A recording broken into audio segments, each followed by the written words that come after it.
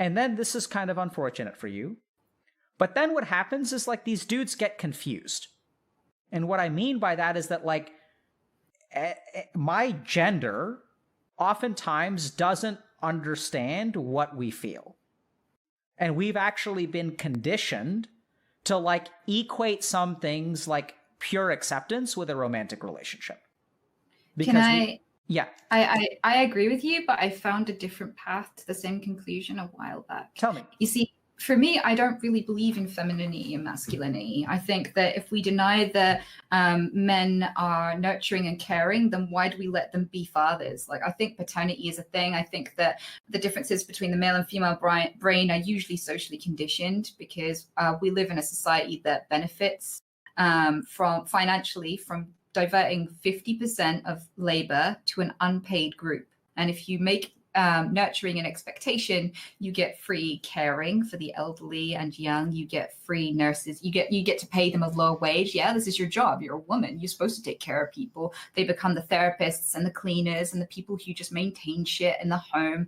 If 50% of the workforce is an unpaid or lower paid group, and particularly all the fields that women dominate are low paid, then it benefits society. I noticed that pattern, but then there were loads of studies that reinforced it. If you put people in a submissive position, tell them they're not as good or lower them in some sort of way, they immediately adopt feminine traits regardless of their gender. So they'll start grooming, taking care of people, sucking up to people. It's a thing that people put into a group of submission, dude, not specifically a female thing. I've read lots of studies by neuroscientists who are saying like the differences between the male and female brain are being overrepresented, and that I don't think it's because women are naturally nurturing. I think that it's because we don't tell dudes it's okay to feel. From a young age, we point at them and go, big boys don't cry, shut up. This is beneath you. Only women do this, but you're strong, you're better, you're a man, you don't cry, you don't emote. And we don't give dudes the permission or the space to explore their feelings and verbalize them from a young age. And a lot of people grow up going, I don't know how I feel. Sometimes I feel angry, sometimes I feel lust. And these are the two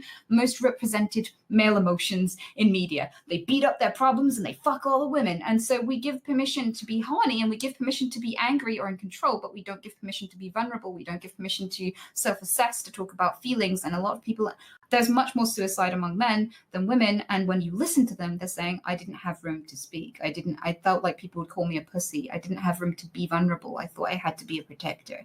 And so when you put men in this position in their friend groups, if you talk about your feelings, you're a pussy, and people are scared to speak up. And from that position, that socially conditioned position, when you make a friend who lets you talk about your feelings, when you make a friend who isn't vying for dominance, when you make a friend who doesn't expect you to be a man, they expect you to be yourself, you see it as a form of intimacy. And the thing is, that's so different to a female friendship, because when I'm with girls, we talk about our feelings and our dreams. We're allowed to be vulnerable. Nobody cares. Nobody judges. In that environment, it's fine. And so when women take that level of friendship that they've grown up being used to and do that with a dude, they're like, I've never had this before. This person cares what I have to say. They're invested in my feelings. They don't judge me. And it's a unique kind of friendship. And to a woman, this looks like friendship. And to a dude, this looks like a form of intimacy they've never experienced before. And so it feels like a higher level of closeness than a friendship. And I've seen this happen 1,000 times, even with other people's friendships. I've seen that mistake. And I know it. I know it exists. I know that King of the Hill, without it, is such a relief. And that friendships where you get to have a break where you're not judged and you are loved and you do have a space to talk about who you are and discover who you are. Some people are like, I didn't know who I was, or I didn't know how I felt about things until I met you. Giving guys space to be themselves unjudged is a really favorite thing of mine. Tell guys they're beautiful, compliment the way they look, because they don't hear it enough.